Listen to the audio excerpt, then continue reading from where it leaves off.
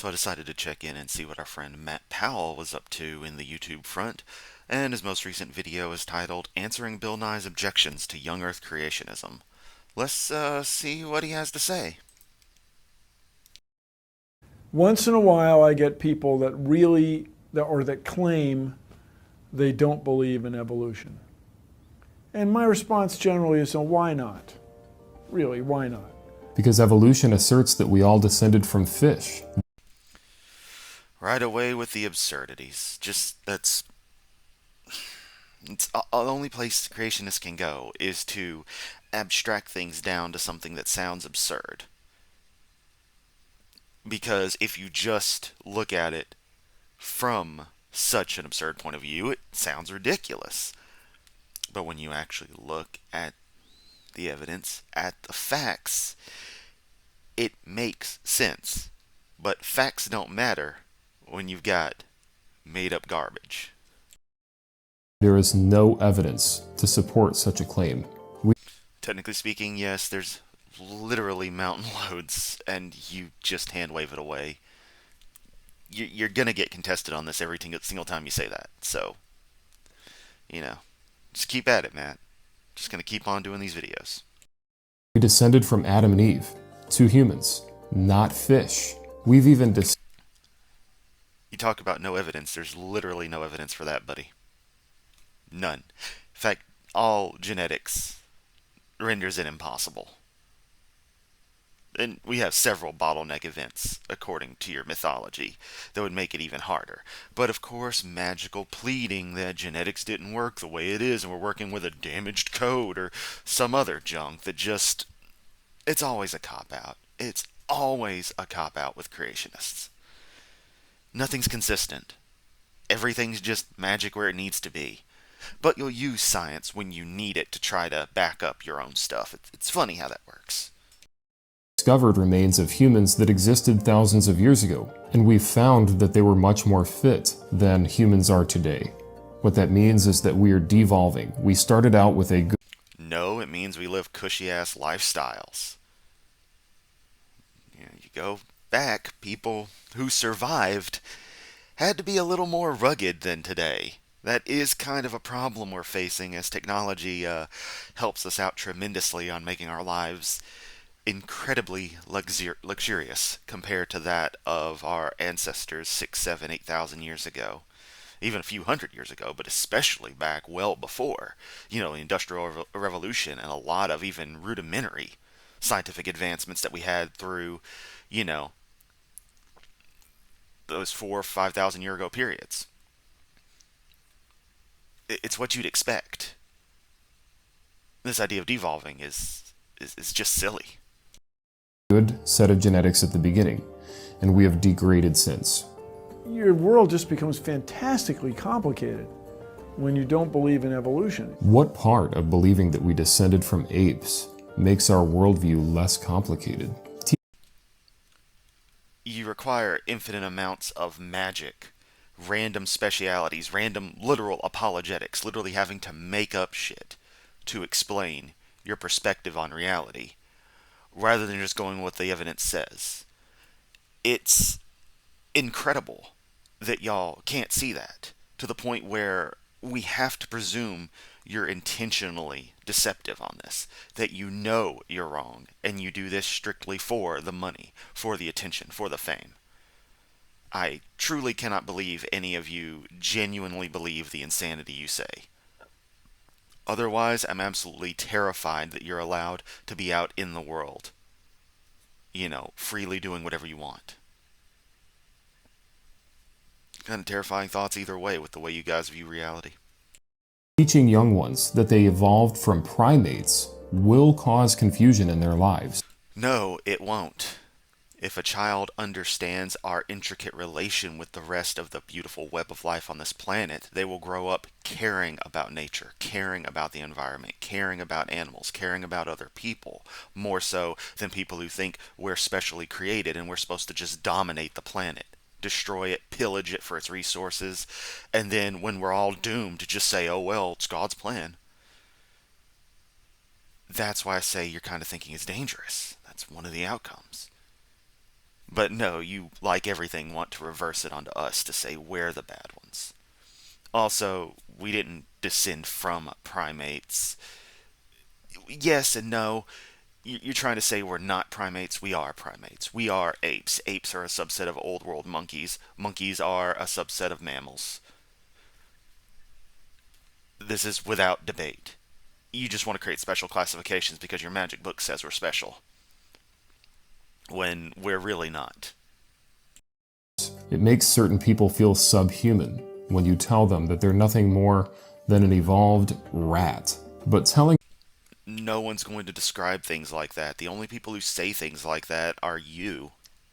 Creationist types who, again, want to break things down to absurdities or cause them to sound incredibly rude or hostile. One could abstract it to that, but that's just being a jerk to do it like that. But knowing, for example, I am very fond of rats. They're incredibly intelligent creatures, very cute little pets. I love them. And knowing that I share a relatively recent ancestor with them, and just that all life is related, is just beautiful to me. That I share a connection with every other bit of life on this planet. You don't have that beauty in your life. You have to follow a fairy tale. A horrible one at that. That you claim makes things beautiful or interesting when it doesn't. Don't even get me started on how Christianity's a death cult. I'm not even going to get into it, but I'm sure you're going to try to reverse that aspect back onto evolutionists here soon. Let's keep going. a child that God loves them and that they were created in His image will help them to thrive and to succeed in life. Yes, lying to children is totally how you help them thrive and succeed in life because, it's not about what connections you have, which ironically, being a church member can sometimes be those connections to help you succeed. No. It's all about whether they believe a magic fairy tale or brute reality. No. It's ridiculous. Just, if you believe this, then you're happy. If you don't believe this, then your life's miserable. It's like, no. The two are effectively unrelated. Society doesn't work based on that kind of logic, that belief. You're basically trying to say, I can't even articulate what you're trying to say, Matt. It's just a load of bull. Alright, so now he's going to try to give us some evidence for evolution. And so he's going to rattle off a few things that he considers to be facts. Let's check him out. Oh, you mean he's going to give the evidence that you guys constantly hand wave away and you're going to air quote it as facts because it doesn't agree with what your magic book says, and you've lined up a script of supposed refutations that were already torn apart and debunked back when I was in grade school. Sure. Let's debunk them one at a time. Yeah. Good luck with that, Matt. Here are these ancient dinosaur bones or fossils. Okay, so right off the bat, he mentions dinosaurs. Here we go. No fossil record. He's going to bring up Mary Schweitzer's soft tissue, all kinds of other junk. Just watch. That's what he's going to do. Just going to claim there's no, he's going to pull the Ken Hovind, or you don't know when the fossil died, and they found soft tissue, so they can't be old, blah, blah, blah. Well, dinosaur fossils actually show us that they died recently, because we find dinosaur blood cells that could not. Called it. You're so predictable. It's ridiculous. This has been explained ad nauseum. If you don't know what the details are with the Mary Schweitzer thing, 1, must be your first time to the channel, in which case, hi, how you doing? 2, you can look it up trivially. It's explained very well, and Ms. Schweitzer herself is extremely tired of creationists constantly using her research to try to promote young Earth creationism, when even she changed her mind about that facet of reality in her research. Because she's an actual scientist who does actual science, and also is capable of accepting new evidence. Have lasted for millions of years.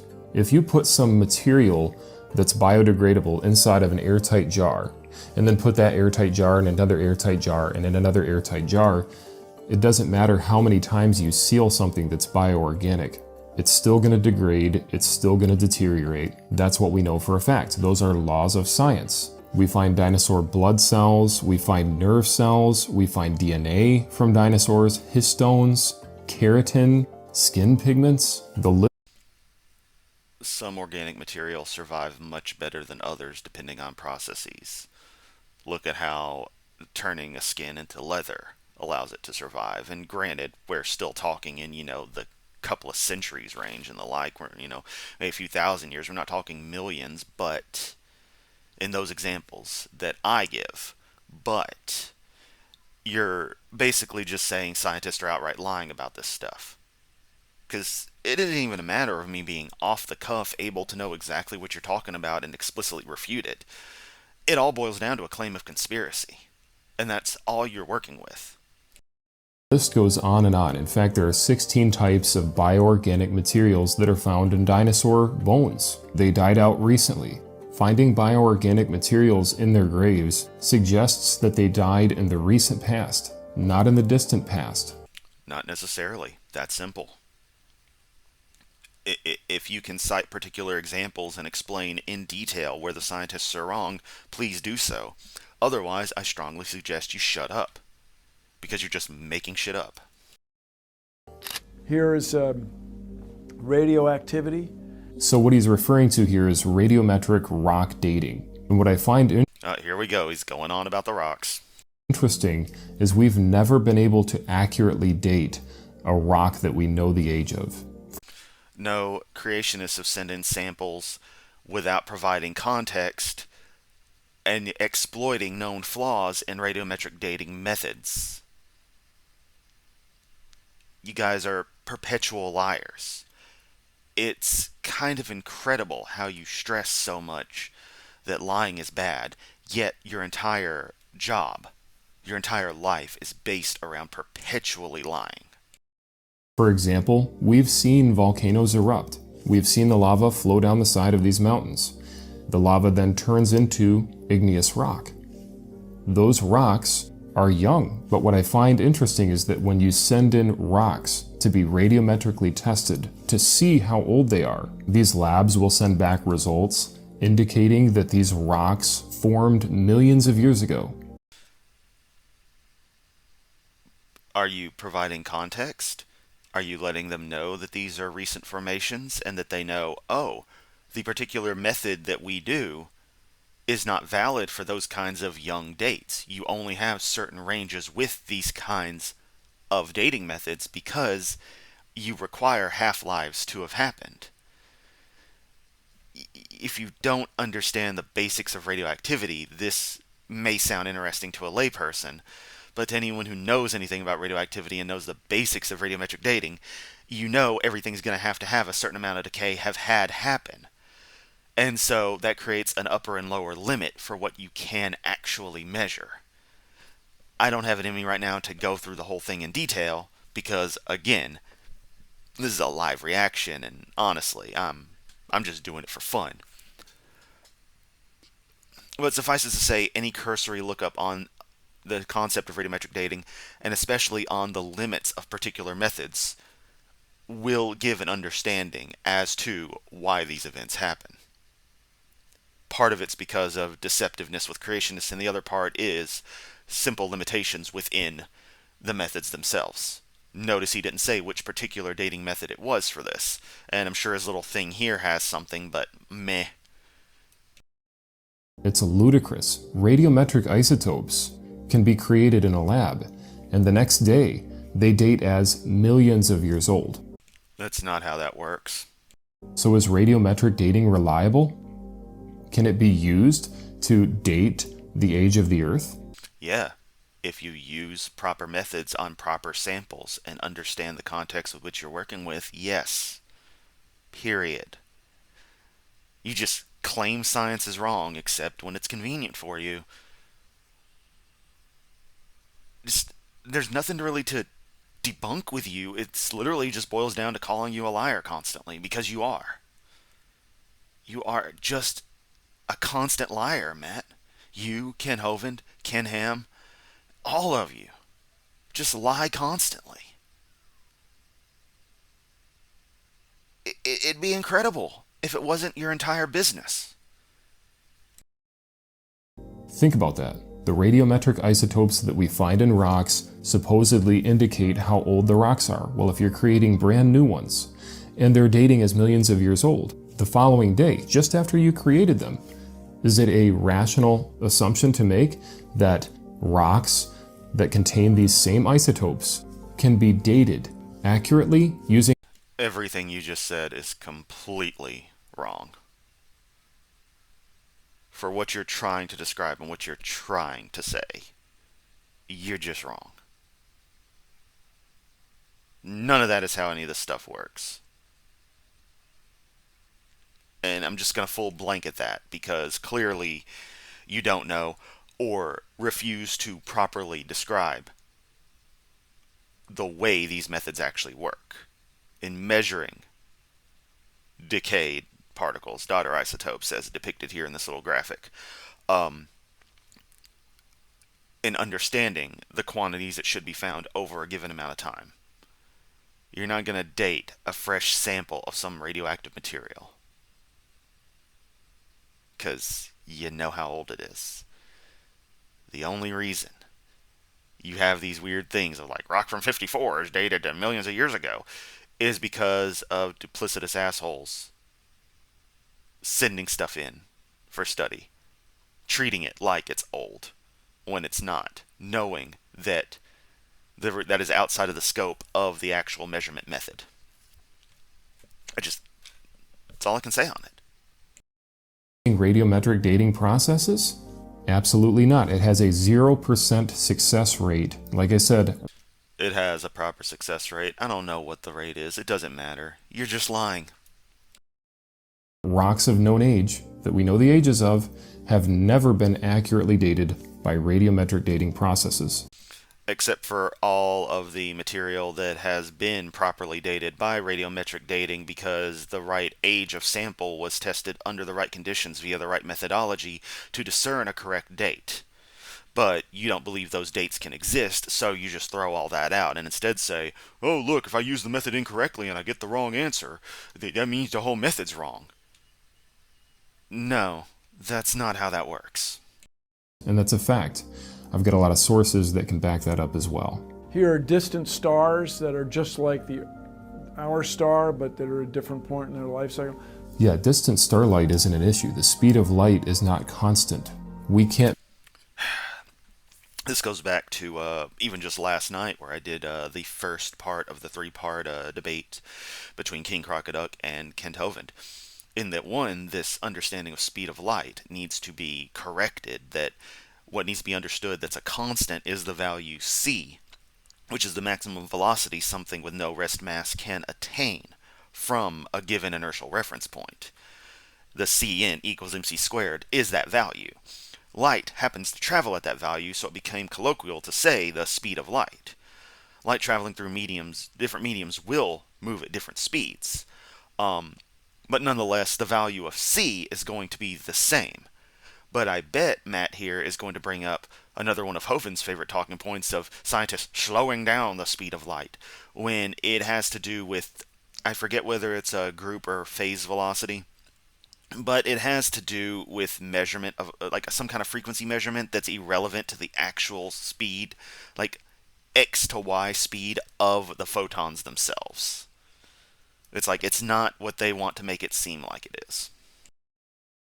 Measure a specific rate of how long it takes for light to travel. It can change depending on certain environmental factors.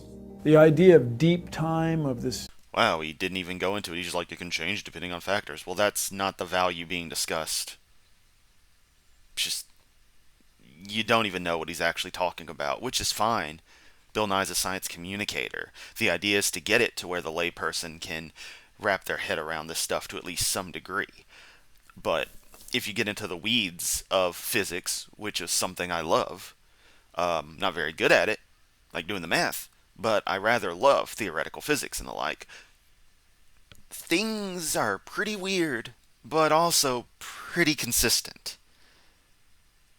And it makes a lot of sense once you learn to accept it for what it is and you see the results. I may not be able to do the math, but I can see the math be done and understand, yeah, this makes sense. But I'm rambling. Let's finish this up. Billions of years explains so much of the world around us. If you try to ignore that, your worldview just becomes crazy. It's just untenable, self-inconsistent. He asserts here that deep time explains so much of the world around us. Yeah, really does. Because you're just going to bring up the flood, which makes no sense, and of course runs you guys headfirst into one aspect of the overarching heat problem. Deep time explains nothing, because if you look at the universe, everything is winding down. Oh god, the entropy argument. No, it's not winding down. It just isn't. The universe is incredibly active. New stars forming all the time. Got lots of stuff going on. Things are fine. Earth is slowing down in its rotation. The moon is getting farther away from our planet. The sun is burning down. Our Stars do not burn. Get that through your head, Matt. They don't burn. Stars are extremely massive, extremely dense, high gravitationally bound volumes of hydrogen gas amongst other materials, other elements, that are so dense, so massive, have such an immense gravity that the energy caused by the collision of the particles in the gravity well wind up causing stellar fusion to occur. Now, the thing about that is that fusion only really happens in the core. But the star is pretty big, the core is pretty small. So what you have is a boiling, plasmatic hellscape of highly energized plasmas that, still hydrogen, may make it into the core, may not. But something funny about when stars, like our typical star, like the sun, die, they won't have burned through all their hydrogen at all. And I say burn in, I had to correct myself here. I say burn as a colloquial sense. They do not fuse all of their hydrogen. They don't reach that point. It doesn't get cycled through. Most of it doesn't get used up. But once the core reaches a low hydrogen state, starts reaching higher, heavier elements, the temperature is going to increase, the core shrinks, the heat increases, the outer layers expand out, and we get the red giant, supergiant, all that jazz, and eventually the star just kind of fizzles out, leaving the white dwarf core behind. All that hydrogen is free to go off and form another star, which it will do, eventually. So there's a lot of hydrogen still left out there for a lot more star generations. And even when, in another 4 or 5 billion years, when the sun's pretty much done with its life cycle, it's just the nature of things. It doesn't mean anything in the grand scheme. The universe is doing what the universe does. But you're so focused on here. But not even here, the supernatural afterlife that comes from here, comes after here, that you can't think of the big picture of the universe. How does it feel to have such a myopic worldview, Matt? Must be sad. Very sad. solar system has not existed for millions of years. That is a lie. Deep time does not explain anything. And I say... And you're not going to actually prove why at all. I just explained why your bullshit was wrong, but you're just going to be like, nope, can't be here for a long time. Moon recession, rates not being consistent. We have the math to prove it. Again, it always boils back to math. We have the math. The math shows you're wrong, which means you're lying, Matt. To the grown-ups, if you want to deny evolution and live in your world that's completely inconsistent with everything we observe in the universe, that's fine. But don't... Yeah, thank you, Bill, for calling it out. I would just say straight up fairy tale, because it is. It's a story full of magic. None of it matches with reality. That simple. Put up or shut up. Demonstrate your God. Demonstrate the concept of sin. Demonstrate miracles explicitly. Or shut the hell up, Matt. Don't make your kids do it, because we need them. We need scientifically literate voters and taxpayers for the future. We need people that can, we need engineers that can build stuff, solve problems. Well, that I can agree with. We need scientifically literate voters and taxpayers. Yes, but you're going to claim actual science isn't science. Because, you're Matt Powell. However, evolution is anti-science propaganda. No, it's not. People really think that we're evolving? Just look at the human genome. What's happening? Look at cancer rates, autism rates, everything that we...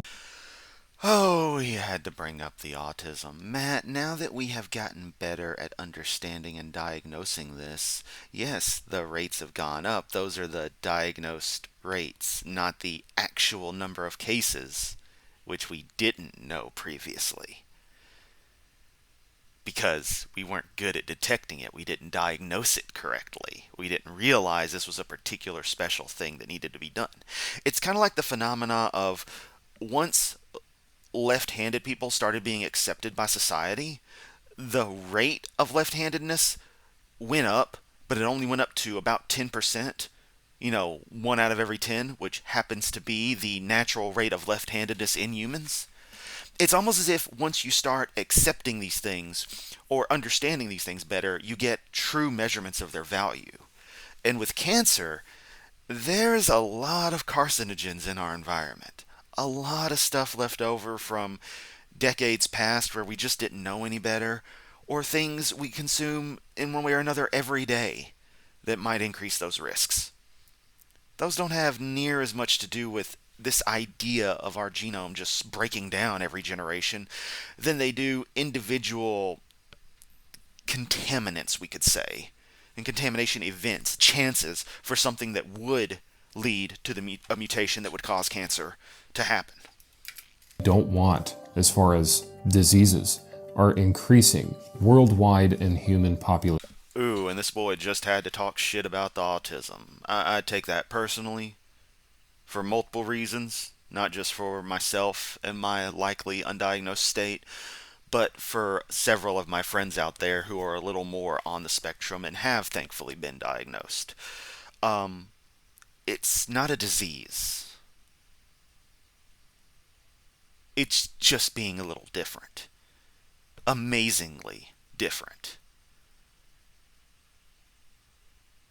And not that I expect anything less from you, but if you start talking crap about people with any variation of neurodivergency that could be classed as autism somewhere on the spectrum, you're an even bigger piece of shit than normal in those moments. As I said, take that crap really personally, if not just for myself, but for friends. It's half the shit you enjoy, somewhere down the line, probably come up with by someone with a bit of the tism. Given your obsession with religion, you yourself might have a bit of the tism and just not realize it. And that's fine. Hyper-focusing, though, is kind of a sign of it. And you seem to be pretty hyper-focused on this whole God thing, so, just saying.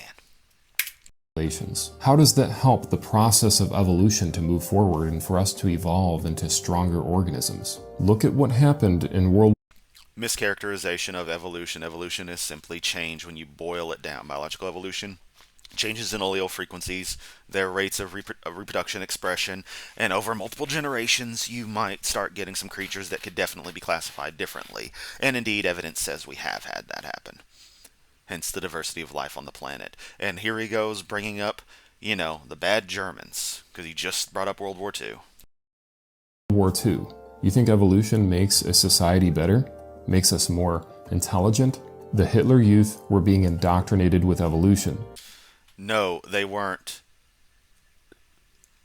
Darwin's book was literally burned as part of the banned book set that brought up, we all know that the Nazi book burnings, God, every time I watch a Matt Powell video, I get frustrated within seconds because he's just so obnoxious.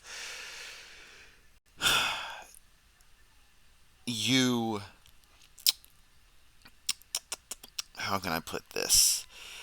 You're trying to claim that a group that explicitly rejected evolutionary concepts and went with standard racist concepts which were prevalent of the era and took them to an extreme were somehow inspired by evolution, even though these racist concepts are a development of heavily religious and somewhat creationist thinking in many cases. And Hitler believed in Now let's get failed Austrian painter and Rudolf Hess off the screen as quickly as we can. evolution so much that he started to think that the German race was the most evolved. And Adolf Hitler rejected evolution. However, ideas of racial superiority and purity were extremely common amongst many ethnic groups throughout many, many centuries, millennia of human history. And in fact, those rates have started to decrease as a side effect of understanding of evolution, and as societies that have accepted actual science and actual fact have realized, maybe all this racism is kind of stupid, and maybe we need to get over it, and maybe we need to stop it being this way. Then people like you come along. Hitler's own words, he said that his goal was to preserve the most valuable racial elements. And yes, because he was a racist. Show me in there where he says the word evolution. You didn't cite it. Elevate them to a dominant position. He Also, Matt Powell would be the kind of guy to cite Mein Kampf. believed in survival of the fittest so much, and in Charlie Darwin's false religion so much. Evolution is not a religion. Charles Darwin isn't some patron saint of it. Had Darwin not even existed, someone else would have eventually discovered the principles, noticed the working mechanism, noticed the effects, and come up with the concept. And likely might well have, and it just never got published. But it's always got to be this false equivocation with people like Matt. That he murdered millions of people, and he allowed the medical establishment, a group of evolutionists, to do experiments on the Jewish people. Once again, the Third Reich was heavily anti-evolution and was relatively rejective of those concepts. Not as much as the Soviets were. But, yeah, again, they burned Origin of Species and rejected evolutionary teachings for the most part. And they would strap men, women, And the little bit that they did accept was as far as medical aspects go. So Germans were really fond of it insofar as understanding, that aspect of biology, medicine, and curing disease was. But it came at a cost. and children down on tables, and they would inject blue dye into their eyes to try to get them to evolve faster. This really happened. Darwinian evolution. I can't say one way or the other, and if it did, one crazy-ass Nazi doing crazy-ass stuff doesn't mean what he thinks it means. At this point, is it even something to respond to, is the thing. Like, what do you say to this? You just pulled out Godwin's Law. And it's always that game of trying to paint people who simply accept actual science as pure evil. But you sure as hell get mad when we do the same to you guys. But who's the one actually harming people? Who's the one who has been recorded attacking his own, the people he is preaching to? Need I go on? Evolution is dangerous. It asserts that some of us humans are more evolved than other humans. Our world will become worse and worse as more and more people believe in evolution. No, it will only get better and better the more your kind of fundamentalist insanity is left back in the Stone Age where it belongs. Okay, that was that. As usual, Matt Powell has made me sick way too early in the morning. I do these just to spice things up a bit, and then I regret it every time I do, because he's not interesting. He has no charisma. It's not a train wreck to watch. He's got his routine of hate too polished to laugh at, unlike a certain other young Earth creationist. But it still needs to be addressed once in a while. It still needs to be brought up. But I mean, what else can you say other than you're lying, you're misrepresenting this, you're lying. Oh, there you go. You brought up the big bad Germans back in the, 30s and 40s, and now you're just calling people evil. Wow, way to go. You're a terrible person, Matt Powell. Get lost.